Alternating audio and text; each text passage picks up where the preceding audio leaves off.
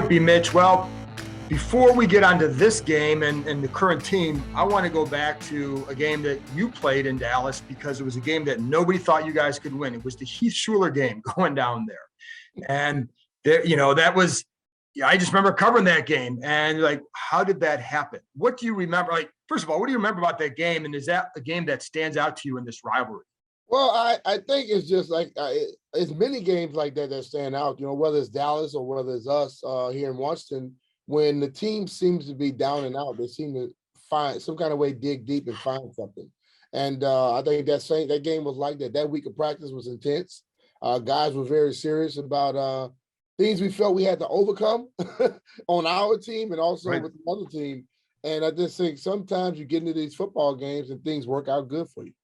Now, I remember you telling me that you had to help Heath with some of the calls in the huddle. Yeah, I did. And I think the ultimate thing about that is that, when you're on a football team, the thing that I was a former quarterback. So I didn't just go out there and learn just what the running back had to do. I continued preparing for the games as if I was a quarterback. I wanted to know what everybody had to do. And because he would step into the huddle sometime, and it's like he'll get lost in the middle of it, and you got to help him finish the play. And I think a lot of guys, like in my position that were former quarterbacks or veteran football players, they think that way. Even when I got to Philadelphia, I was sitting there and really pay attention to what the defense was looking for. And I would always tell Jim Johnson when I thought they were trying to do something tricky or get in a certain position that he was looking for. And he said, man, you always in the game. I just think that, playing the game of football is great, but actually learning and knowing the game of football makes you feel even better. Why didn't you coach? I like doing so much, and coaching seems like it's consuming, hugely consuming. I think I look at people like the way that I think I can't think of his name right now. Coach in Tampa, not Marvin. It was Tony Dungy. Tony Dungy told his guys be home at a certain time. Right. If your kids have, and Bruce Arians is very much like this, if your kids have something, you don't ever go to anything, he said he'll fire them. But I also look at some of the greatest coaches ever, like Coach Gibbs, who didn't leave the damn building. Right. He stayed there. I think you don't have to do too much. I think what coaching has become, more than the coaches have gotten better, they stay there all the time to try to make their owners think they're doing more. I just look at the football field. If you're there all night and your team is still getting their butts kicked, you're wasting your time. Well, I've always thought that it's so-and-so is working 16 hours a day. I'm going to work 16 and a half. Yeah. And that makes no sense to me. No. Well, I also know with Joe, the word was that he would kind of waste a lot of time before settling down around midnight, telling stories. I don't know if that was all the time, but I remember talking to beat writers from back then. It's like, he had to sleep there because he was telling stories till 10, 11 at night. That's the way he was. But the thing about you look at his results. Oh yeah. You can't knock him. No, not at all. So I think if I were to ever become a coach, I would have to start somewhere in high school, college, where I can be the man and control stuff. And if it works up, it works up. If it doesn't, it doesn't. Because ultimately, for me, the coaches I remember, David Culley, Don Jones from college, from high school, Coach Gibbs, Andy Reid, who is it? Coach, oh Lord, I'm losing my mind here. Oh Lord, my running back coach, Ted and Williams in Philadelphia, Don Bro here. Those guys were not just football coaches. Those guys were mentors. Mm-hmm. Those guys made me become a better man. And I think if I were to become a coach, that's something I would want to do more. And I think a lot of times the coaches today, they lose sight of that. They get a guy in, he's 20 years old. Even in the NFL, you get a 20, 21-year-old. You get this guy, he has great talent. All you do is talk to him about football. You never, ever ask him about what's going on in his life to try to enhance him or push him forward. So I would like to be that type of guy. And I don't know if really the league allows you to be as much that today as you would want to be. Well, and I think that's why, it almost feels like a lot of ex-players like coaching in high school because the lifestyle is better. You've made your money. You don't have to do it for the money. And so you want to just coach, you get a taste of that. And you also can maybe have a bigger impact. Yeah, that's it. You Yeah. know, I think I try my best to, if I talk to many parents, I talk to many players, high school, college guys going to the league that get a lot, ask a lot of questions. And I do that. You know, no, I don't have to go to a 9 to 5 and do it, but it doesn't stop you from being able to be a mentor, be a coach, or somebody can just push people along and give them some positive advice. So, if you were a coach, knowing you and you have your opinions, people would say, why didn't you become a talk show host? Probably would.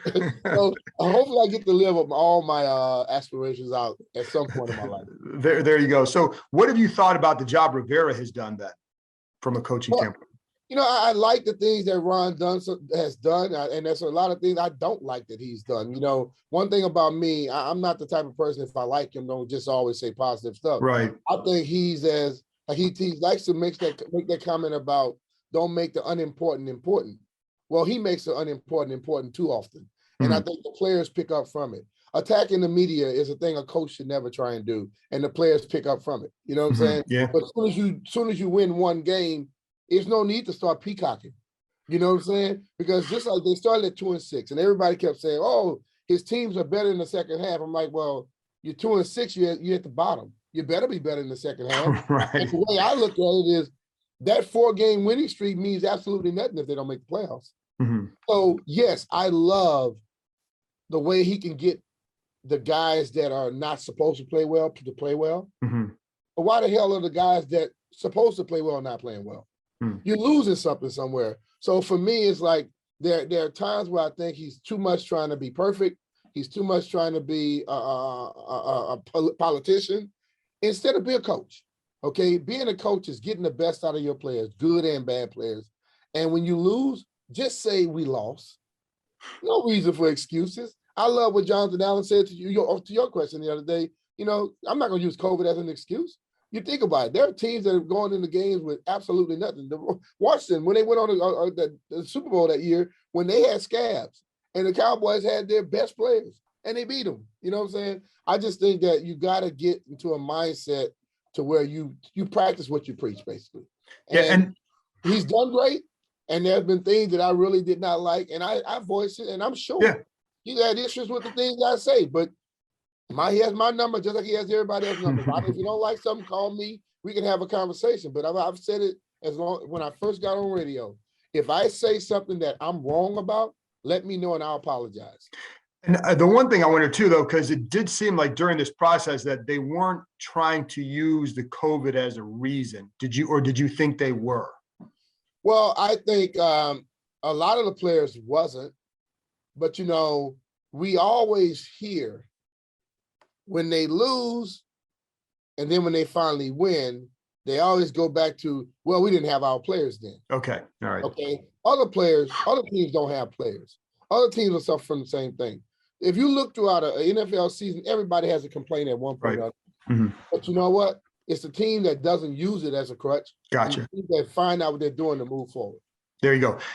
With this team right now, and Antonio Gibson has that toe injury. Did you ever have a turf toe?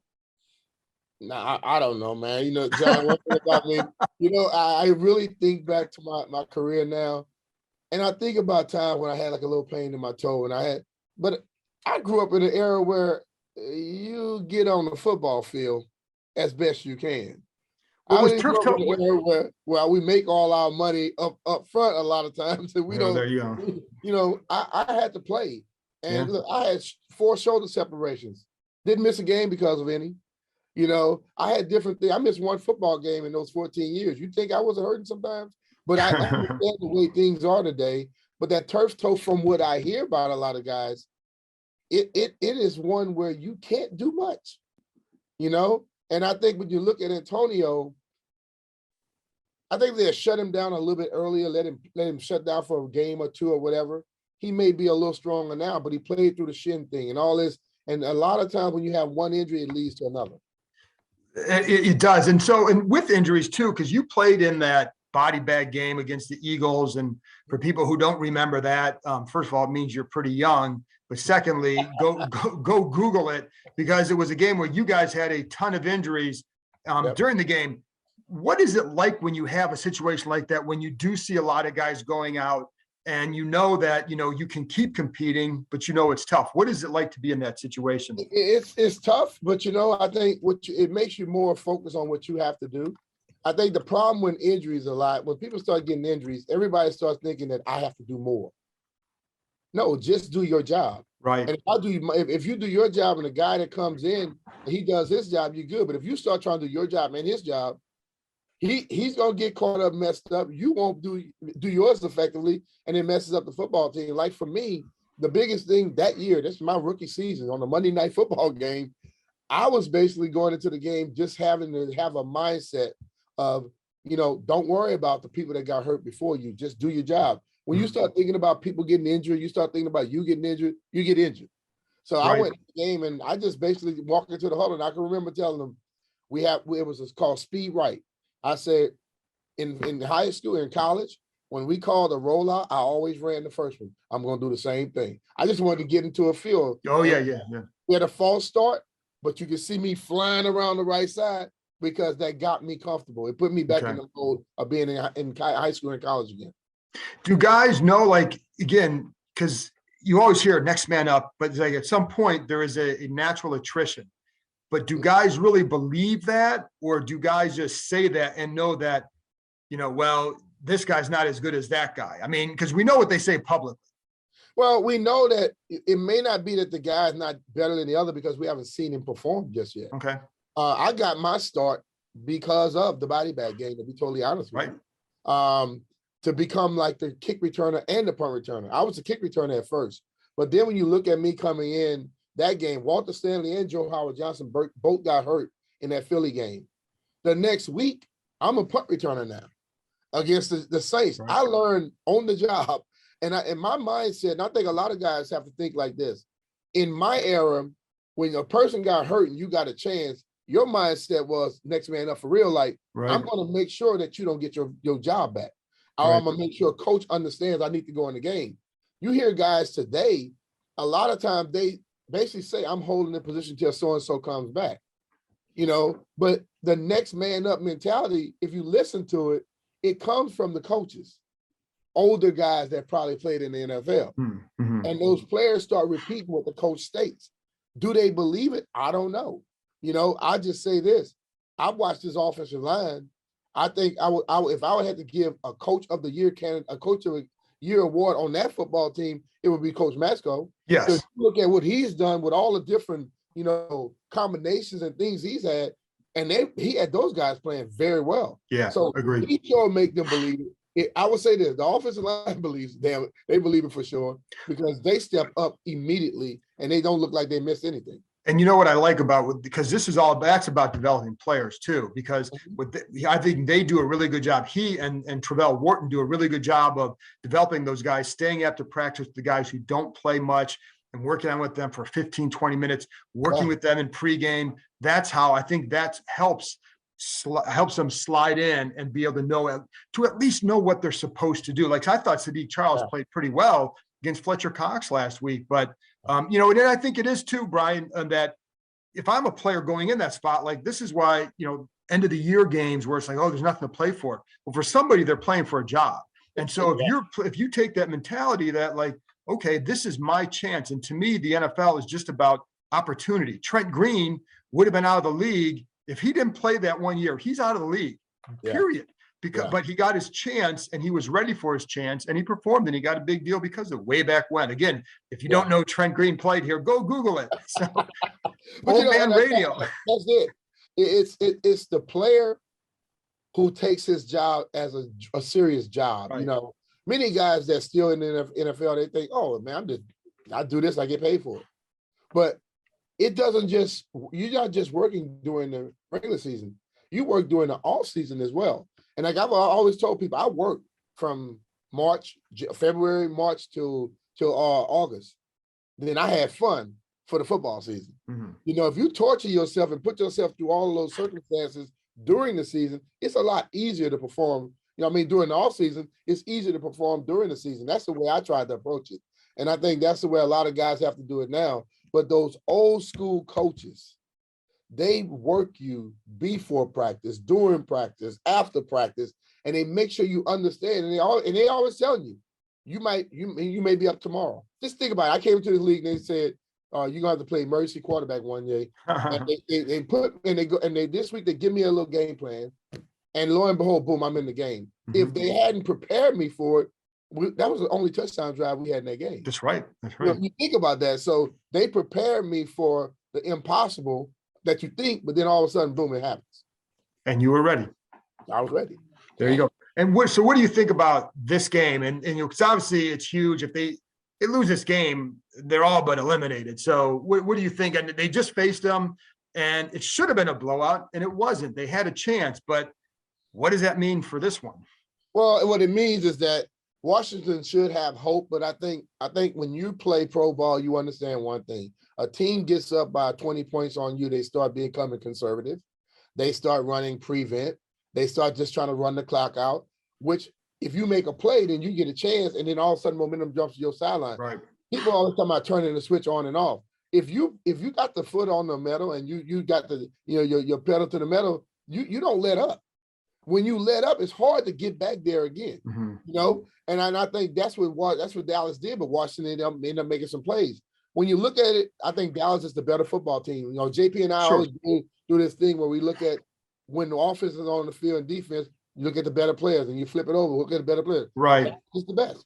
Now, they're going to have to find a way to block because Taylor Heineke was destroyed in that game. Right. They were destroying our offense.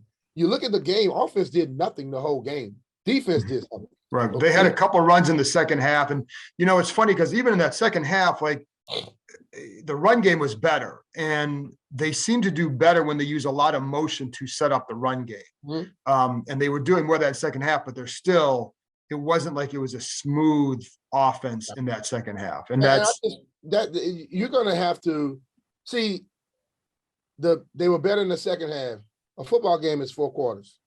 They better play good in the first half if they want to have a chance in the second half. Yes, you can play better, but if a team is up 30-0 on you, and then you come in the second half and you play better, and you score 15 points, oh wow, you look good in the second half, you lost a football game. This is about winning a game, and I think they're in a position now where they got to go 3 in a row, or they can forget about the playoffs. Do you think some of that, because obviously they harped on the second half, is that trying to convince players that, hey, some motivational thing, or you know what I mean? Like, is that you just to say, hey, we're playing them again in 2 weeks. I've got to build on something. Yeah, you can build on it, but that's what they've talked about all year. Even the whole season that we've been praising what they can do in the second half. Yeah, it's a motivation thing. It's a thing that you want to praise players, you want to get them going for something. But now they came off of the week of COVID where they pushed the game up. Now you got a shorter week to get prepared for the team that just beat you the week prior. And then now you're going down to their stadium. I hope they don't take no damn benches down there because that'll be important again. But now you're in a position to where your back's up against the wall. Basically, nobody will give you a chance. But they better be giving themselves a chance. But I say this: they have to come out of the locker room in the first quarter. They got to come out of the locker room with the same mindset they get once they get down. Right. Same mindset once they get punched in the mouth. I don't understand how professional football players will say, well, we got. Once this happened, then we got fired up. No, you should be fired up when you walk out the damn locker room. You covered me. Yeah, I was enraged when I came out the locker room. As soon as I step on the field, I'm ready to go. And it's just like when you get I ride bikes now. And I got a lot of people show up at 5 minutes before we ride, and they go, "Well, why y'all start off so fast?" Because I was here 45 minutes ago, and I've been warming up. I'm ready to go. And I think guys got to understand. You get to that locker room early. You get on the field to get into a certain mindset. Right. So when you come out the locker room, it's football. It's not, I'm going to go 2 quarters, somebody kicking my ass, and now I'm going to all of a sudden get fired up. No, you fired up and you walk out the locker room to go play. I would think, too, that after, especially the defensive front, that was not their best game against the Eagles. Now, I think that was a tough run defense, and it goes back to what you said. I think guys trying to do too much, and when you fall behind, there were a lot of guys trying to do things that they shouldn't have done, and you had backups trying to make you maybe do something they shouldn't do. But I would think that game would serve as a pretty strong motivator for them to get back out there and get that taste out of their mouth, so to speak. Exactly. And but the thing of it is now you're going against a team that they're more prolific passing the ball. Right. So you last week you lost in a run defense. And this is where guys like a Bill Belichick that I love so much. Bill Belichick this week will come out there and say, oh, okay, then. So this is a passing. He might have 3 defensive linemen on the field. Right. Linebackers. So, you watch coaches that get married to a scheme, and you also watch coaches that prepare for the people they're playing against. This game against Dallas, Zeke hasn't been doing much this year. If Pollard come back, then I'll be concerned about him because he's good running the ball and coming out the backfield. But you have to be effective. William Jackson is out. Kendall Fuller coming off a week of being out with COVID. You got to worry about those receivers running up and down the field now. And now the defensive line, their deal is stop the run on the way to the quarterback. Right. So the mindset has to change. And if you go into this game to erase what you did last week, that's a different offense. It's very, and I agree with you. Like, I don't think a lot of coaches go game to game. I mean, I think to a degree everybody does because it's a game plan specifically. But Belichick is a master at not just game plan, but changing his scheme, which is it takes a lot of Super Bowls to your name to have the cojones to do that, I think. But I think it's important, and you see it work for him. And and the other thing for him is he's not afraid. Like, if it doesn't work, he can say, "What are you going to say to me?" But you go back. I don't think he just started doing that. He's been good with that for a long time. When Peyton Manning was with Indianapolis, I watched this man. I watched one game. I'm like, what the hell are they doing on defense? They had 2 down linemen, linebackers. No, you're right. You're absolutely right. The next week, he had 5 defensive linemen. Yeah. I'm like, that's when I started becoming a big fan of his. And I'm like, this man does what it takes to win that week. And he's been good. They changed from a 34 to a 43 during the season. One year during the season, like even when I would cover high school sports and basketball, you'd get some coaches who say, well, this is what we do, so this is what got us here. And then you'd have another coach who would just be like, this is how we're going to play to win this game. There was a guy, anybody who is around high school basketball, and here Brian Metris was a basketball coach at Hayfield, now at Lake Braddock, but they were a fast-paced team. Then they'd play in other teams like, we're holding the ball. We've been fast-paced all year, but this is what it takes to win. So anyway, that's part of my background. But it's just it's one thing I don't like about Bill Belichick, that 3-4. Mike Shanahan brought the 3-4 here because of Bill Belichick, but he never had 3-4 talent, and that's why it doesn't look good. Well, what happened too is, like, what happened with that, like, so many teams were going to a 3-4, you couldn't find the 34 talent. You couldn't find those linebackers. To be honest, the more people go away from it, I'd probably go back to it because now you can find those outside linebackers, right? There's less teams going for those guys. And so anyway, last word, or last thing here, when you look at the season, and obviously we see where it's going, and if they don't recover, what is your takeaway from this year? And I know there's 3 games to go and to be decided, but to this point, what's your takeaway as far as the building progress goes? Well, I look at the building progress and I hear different things about, like last year, they weren't trying to win it, but then when they got an opportunity, they were trying to win it. And then this year, I've heard the talk about, well, it doesn't transfer from year to year. I see that as crap. I can't, if I'm a player and I finish the season at a certain level, I don't start over next year. I start from where I finished the next year. I have to retain something. Okay. So that team, they failed in the first half, point blank. Yeah. 2-6, they failed. Now you got 9 games left, and you come off on a magnificent run. You go for 4 games in a row. And I stated then, I said, this is great because I know everybody said if they could just hold on until they get those last 5 games. And my comment was, if you don't make it to the playoffs, it's a failed season. Mm-hmm. Because you put yourself at 6-6 with 5 left. Right. Yeah. And that will have to tell me everything. Now, when you look at the building process, you see a lot of good talent, but I don't look at just the talent on the field. I look at the good talent on the field and how much money it's going to start costing you in another year. Right. Can they keep all the people they have right now? Right. They're going to have to start over. And if we're looking at the exceptional talent that they have at this point, and they're saying that, well, the guys are learning. When you start losing some of that exceptional talent and bringing in weaker talent, are they going to just be learning too, or do you expect them to catch up? So I think the mindset, that the thought process of what's being said is understandable. But when you really break it down, it doesn't make a lot of sense to me. Hey, Mitch, you're the best. Thank you very much, man. Appreciate you, man.